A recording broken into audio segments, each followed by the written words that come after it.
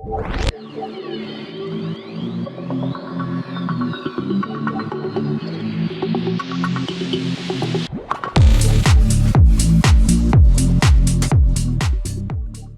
I am, back again with another wander down Torture Alley, which actually runs parallel to Memory Lane, but in a much worse neighbourhood. This place is filled with discarded shopping carts, open sewers, broken Kickstarter promises, and terrible design choices. Welcome to part 2 of my look at the worst games in my Steam collection as determined by user reviews. Today it's the bottom 4, the worst of the worst. Pray for my sanity.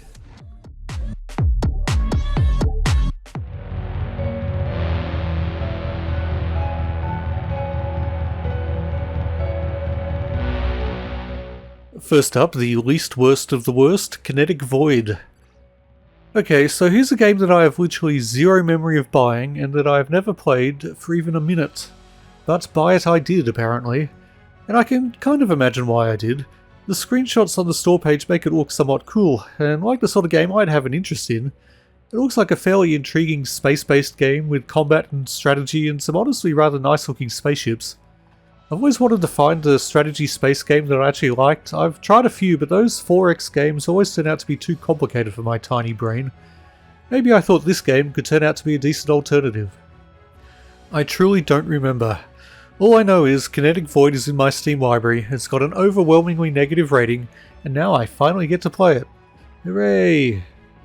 Within about 30 seconds I can tell that I am absolutely unqualified to even give an opinion on this game.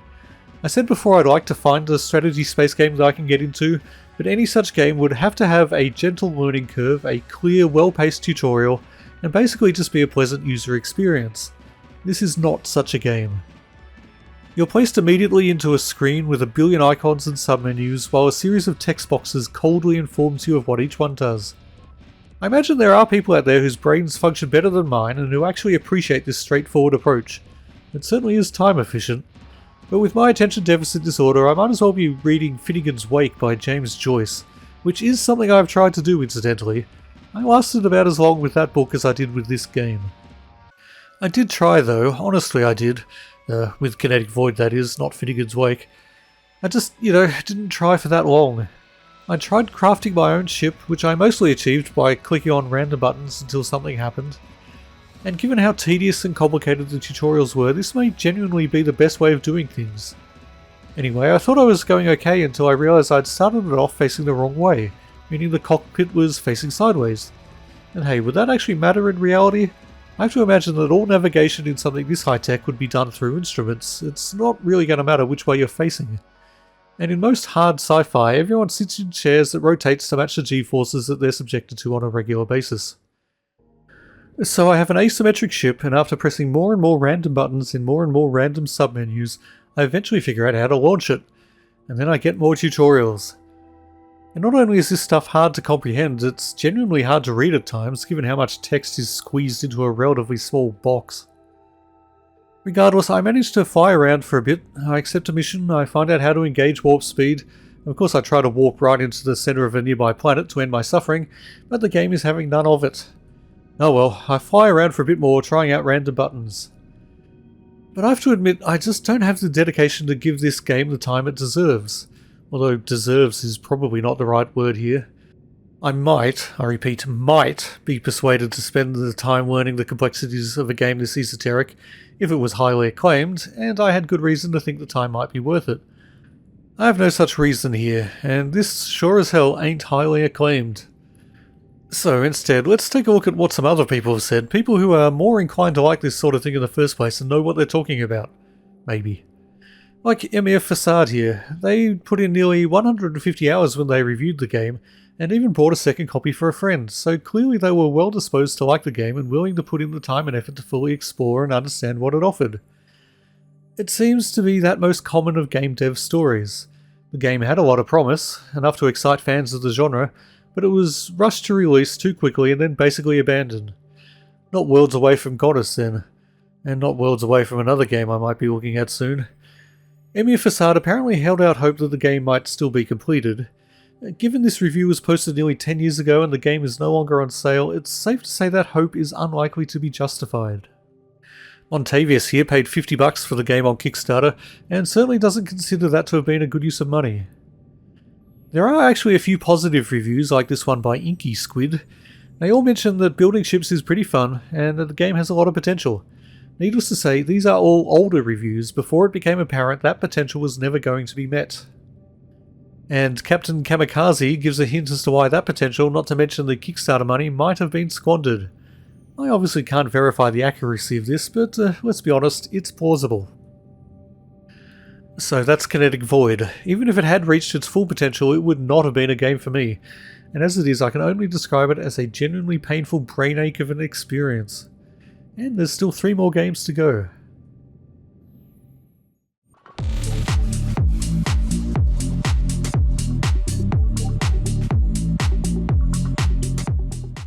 The third worst game in my Steam library is Airline Tycoon 2. Here's another game that I can't specifically remember buying. I think I maybe got it in a Humble Bundle along with a bunch of other games by the same developer, Calypso, who are probably most famous for the Tropico series. But it is possible I actually paid money specifically for this game, because back in the 90s I really loved games with the word Tycoon in the title, particularly Railway Tycoon and Transport Tycoon.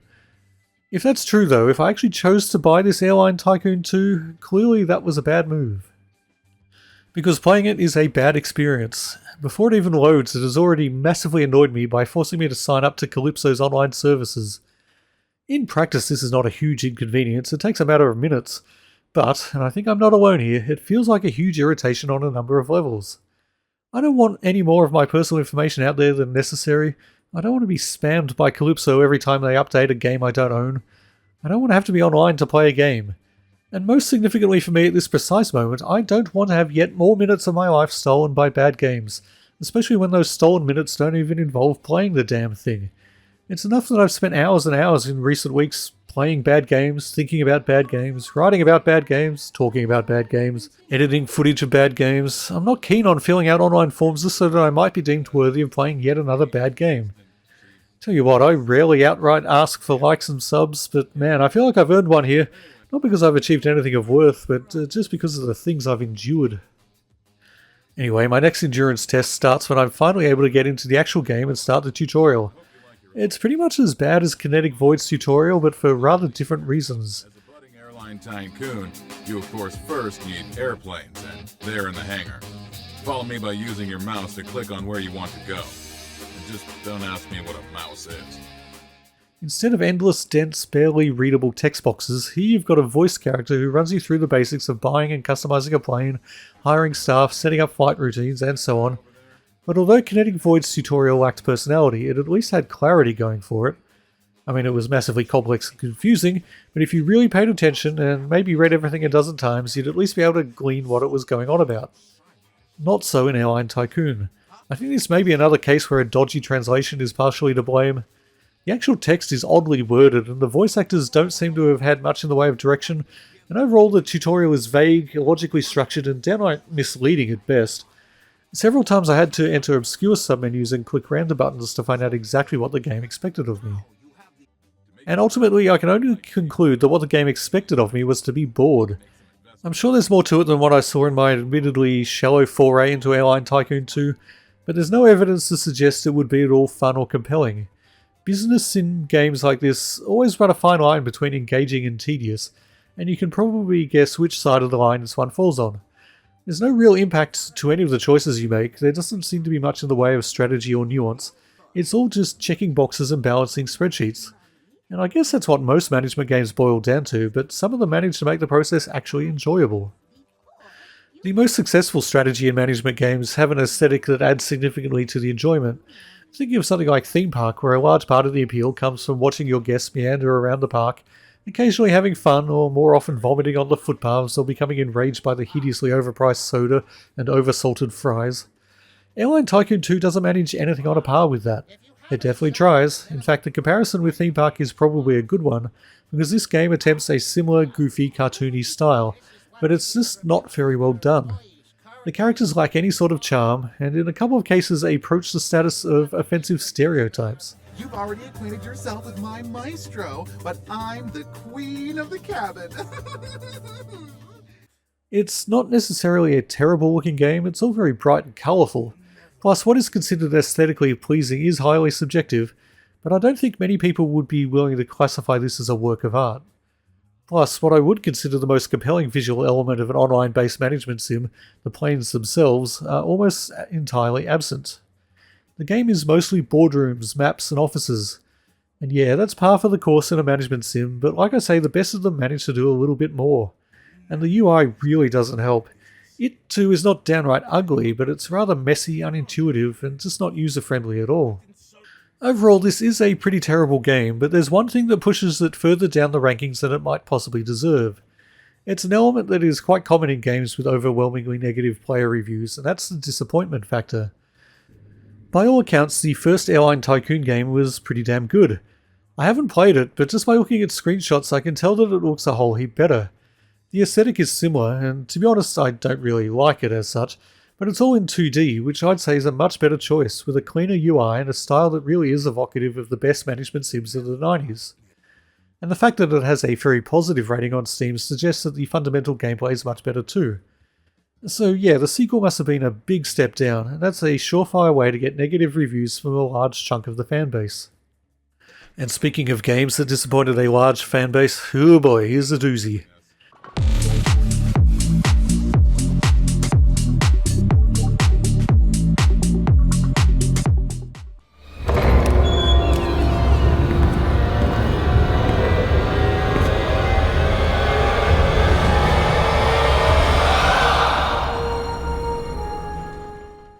Yes, it's Command & Conquer 4 Tiberian Twilight. But before I can even get into the damn thing, the problems have started, because here's another game that requires you to sign into an online service before you can play. At least this time I already had an EA Play account, so I didn't need to create one, although I probably would have been better off doing that because I kept getting a baffling unspecified error that turned out to be because my password had expired, and the game couldn't tell me that. I only found out when I tried to log in on the web. And even when I did get it working, I still got frequent errors when trying to log in, so not a great start. But this is a game I was genuinely intrigued to try out. I loved the original Command & Conquer when it came out, but that was quite some time ago. Nearly 30 years, in fact. The game was a revelation for me personally, and for the gaming world in general really, as it made the real-time strategy genre a force to be reckoned with. It was my first taste of a game where you could select a bunch of guys, click on something, and then watch them walk over and shoot that person or thing, and I found that hugely addictive. However, as the genre evolved and started to require more than just mindlessly clicking on things, I found I had neither the patience nor the brainpower to keep up. I played Tiberian Sun in 1999 and briefly messed around with the later Command & Conquer games, and after the 90s I couldn't really call myself a fan of the series, or indeed of the RTS genre. So I'm pretty ill-equipped to analyse why this game, quite probably the final proper entry in the series, has been judged so harshly by pretty much everyone who's played it on Steam. But hey, if you were after knowledgeable, insightful analysis, you probably would have stopped watching by now. Thing is though, to me Command & Conquer 4 seems, well, fine, at least during the limited time I played it for this video. It certainly fulfills my basic needs of an RTS in as much as you click on your guys and click on the bad guys and they start fighting each other. The presentation is pretty good and the UI is functional, certainly compared to some of the stuff I've seen lately. The graphics are okay, certainly not pushing boundaries in the same way the first game in the series did a decade and a half prior, but the boundaries were a lot more pushable back then, when a dozen pixels in the vague shape of a soldier was amazing. And the defining feature of Command & Conquer, the cheesy cutscenes, are still there. And so is Kane. Man, I loved that guy back in the day. He was just one of the coolest video game villains ever, and the first I'd seen portrayed by an actual human acting in full motion video. So all the ingredients I care about are here, but apparently the actual fans felt a whole hell of a lot was missing. Missing or changed beyond all recognition. Even I, long estranged from the series as I am, can identify some of the changes. The one that I remember hearing about most when the game first released was the way traditional base building had been eschewed in favour of the crawler, a sort of mobile production hub that can be relocated at will. I remember thinking back then, okay, that's a pretty big shift in some ways, but I was sure if it was handled well, it wouldn't necessarily diminish the strategic aspect, and might even be a refreshingly novel take on the RTS genre. But fans of the genre pretty quickly decided it wasn't done well, and I can see where they're coming from. Base building was such a core part of the series right from its inception, and the game feels greatly diminished without it, even if the crawler is a functionally adequate substitute. Coupled with the lack of resource gathering, another mainstay of the series and indeed of the entire genre it largely inspired, and CNC4 really needed to add in something massively innovative and compelling to have any chance of living up to its predecessors. It utterly failed to do that, and there are perhaps some hints in the game's development history that suggest why that might have happened. The thing is, in the early stages of its development, it had never been intended as an entry in the Command & Conquer series at all. Rather, it had been envisaged simply as an online multiplayer game, specifically designed for the Asian market. And looking at the final product, you can kind of tell. It is kind of like a MOBA/RTS hybrid. Of course, MOBAs originated as an offshoot of RTS games, but very quickly became something quite distinct, and Command & Conquer 4 sits somewhere in the middle. You can control multiple units at once, like an RTS, but there's a real focus on micromanagement and control of specific points on the battleground, and the combat arenas are a lot more like, well, arenas than realistic, handcrafted, interesting battlefields. And even that would have all been fine for the multiplayer side of things. Longtime fans of the series could have ignored it and just focused on the single player, which has always been the main appeal of Command & Conquer, with its well-designed missions that tie in with a campy but creative narrative that was obviously written and performed by people who enjoyed and cared about what they were doing.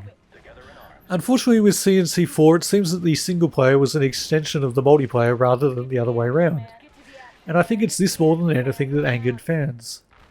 And this must have been exacerbated by the fact that CNC4 was supposed to be the conclusion of a beloved, iconic series after 15 years, but proved to be massively disappointing in the narrative stakes as well. Well, that's one of the main complaints people had at least. I personally can't comment on that since I'd pretty much stopped caring about the story after the first game. I still think Kane is cool though. And there was one final big complaint that people had, and that's the DRM. Back in 2010, DRM wasn't as prevalent as it is now, and although it's not exactly everyone's favourite feature of the gaming world these days, when CNC4 was released it was a significant and alarming shift in software distribution practices. And that was especially true of a game that was unplayable offline even in single player like CNC4 is. People still complain vehemently about that sort of thing, mostly justifiably, but back then the complaints were even louder, and a good chunk of the overwhelmingly negative rating can be put down to that. At least the game is still playable today, I guess, although I still resent all the rigmarole I had to go through to get into it. CNC4 may be the best example on this list of a game that isn't necessarily terrible, but which earned the ire of its potential fanbase by making decisions which they absolutely did not want to see in this particular game. And to be fair, those decisions were extremely poor. Ultimately, the gulf between expectations and reality was CNC4's biggest downfall. But I've got one more game to look at, and in this case the gulf between expectations and reality was even wider. That's not necessarily because the expectations were greater, although they were pretty high among some people. It's more because the reality was much worse.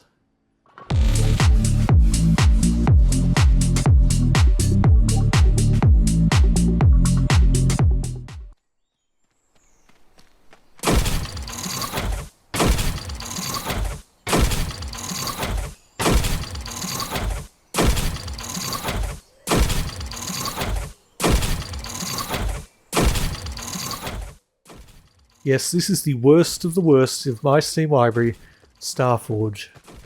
I think I've said before that I kind of pride myself on my ability to predict what games I'm going to like. I don't often pre-order games, but none of the ones I've pre-ordered have ever disappointed me, even slightly. Every game I've ever contributed to on Kickstarter has turned out to be pretty damn good, in my opinion at least. And never have I paid for a game based purely on its potential without that potential eventually being met or exceeded. Well, almost never. You can probably guess where this is heading. I can't precisely remember at what stage of Starforge's development I first became aware of it, but it must have been very early indeed. I can remember, kind of, my first impressions of it, however. I came across a live stream or a let's play or some such thing, and my attention was grabbed by the immediately apparent scale and ambition of the game. This would have been around 2012, when crafting and/or survival games were still really appealing and exciting to me, and to the gaming world in general, thanks to Minecraft, Terraria and the like. The genre was also pretty appealing to aspiring game devs, I guess, because it was around this time that seemingly every wannabe game designer on the planet was launching a Kickstarter for a vast, complicated, deep open-world survival/crafting/base building/action/fairy princess/whatever. In almost every case it was immediately obvious that the wannabes' ambitions far outstripped their talent and productive capacity, but in a few rare cases you might find a project that were cool, and much more importantly, achievable. Starforge was both of those things. It might be hard to believe looking at this game today, but when I first saw that video of this game in action, I was genuinely very impressed. Even back then the graphics weren't exactly stellar, but the way you could actually deform the terrain when mining was really attention-grabbing. Compared to Minecraft's block-based mining and construction, this seemed a lot more sophisticated, but suffice it to say Minecraft's style and simplicity has aged far, far better, as it has in every other possible way. But the comparison to Minecraft is kind of unfair on Starforge. No one really expected it to be a competitor to that juggernaut. Even back then, before the whole survival crafting genre became a wasteland of failed, over-ambitious projects dotted with a few rare success stories, people knew that Starforge was a risky proposition. It was clearly a jumbled mess of a game, a collection of good ideas and interesting design choices held together with string and sellotape. But by God, it had potential, and the developers gave us good reasons to hope for the best. We wanted to believe. Of course, perhaps inevitably, the risk did not pay off. The game as it exists today has the skeleton of a crafting game. You enter a procedurally generated world to do all the standard crafting stuff. Mine basic elements like iron that you can turn into steel to craft more efficient mining tools, so you can mine more iron to make more steel to craft better mining tools, so you can mine more advanced elements to craft ever more effective mining tools, weapons and armor. And while you're doing all that, you have to keep an eye on your hunger level and occasionally ward off hostile creatures. To this end, you can craft a variety of building blocks to create structures and fortifications to keep yourself safe. It's a gameplay loop that'll be familiar to most gamers these days. There can't be many of us who haven't at least tried out a game like this at some point. And for me personally, it's something I really like. I never really got into Minecraft, although I did play it for a fair while, but Terraria is one of my favourite games. I loved the mining, the hunting for rare resources, the exploration leading to unexpected treasures and dangers. And at one point I hoped that Starforge might hook me in exactly the same way, and provide an even more compelling and immersive experience with its open 3D world and organic, sophisticated geometry deformation. But no, the game simply never developed beyond that skeleton. Over time, fans of Starforge, such as there were, grew weary of the lack of meaningful updates, grew frustrated at the continued failures of the developers to capitalize on the potential of what they've created, and gradually began to lose all hope that the game would ever be what they dreamed it could be. Eventually, even the most die-hard fans, the ones most determined not to let the dream die, had to concede that the project had failed, that it was simply all over. And then Starforge left Early Access and got an official release. And it's possibly this that most angered fans. It might seem counterintuitive that a crowd-funded game which most people had assumed had completely failed, finally getting a proper release would be a bad thing, but most people just saw it as the developers cutting their losses and throwing a half-baked, shoddy product out the door just to get it all over with. And really there was no reason to think otherwise. The skeleton of the game still had very little flesh on its bones, and what did exist was janky, clunky, ugly, and just not very fun at all. Certainly there's no reason you'd want to play Starforge over any of the many highly polished and enjoyable crafting survival sims that were popping up all over the place by that time. Not only was the promise of the game very far from being realised, but by giving the game a full release, the developers were implicitly saying that it never would be, that this was as good as it was going to get, and that they just didn't care. I suppose there was technically a chance that the game might have seen a No Man's Sky-esque redemption arc post-release, but that was not to be. It wasn't long before the developers announced that all work on Starforge had ceased. And then, in a move that earns them a little credit to my mind at least, they removed the game from Steam and offered it as a DRM-free download on their website, where it can still be downloaded at no cost today. Which is nice, but not a great deal of consolation to those of us who had already laid down our cash half a decade earlier. Personally, I don't feel much actual resentment. I'm a responsible adult. Well, I'm an adult, technically. But I knew the risks when I paid for a game in early alpha. But I'm certainly not going to argue with the overwhelmingly negative rating that Starforge has on Steam. It sucks, and more to the point that the developers took people's money and delivered very little in return. Is it the worst game on this list? No, despite its place at the bottom of the rankings, it's not. The worst is obviously Nature Park, which I covered in the previous video. Everything else I've talked about here is at least a game, whereas Nature Park is a cynical asset flip that bafflingly made its way onto Steam somehow. And I guess this highlights the problem with user reviews as an indicator of a game's quality. A game that's made 10,000 people really angry is always going to rank lower than a game that maybe half a dozen people ever even bothered to give a rating to. But hey, ranking games this way has at least thrown up a genuinely interesting array of games that have utterly failed for vastly different reasons. Well, thanks for watching. Like I say, my next video is going to be on something I actually enjoy, so stay tuned. Do young people even know what stay tuned means these days? You see, back when I was a young whippersnapper, you had to actually physically turn a dial on your TV to tune it into the magical space beams that were sent from the TV stations on the moon. At least that's how I remember it. Until next time, get off my lawn.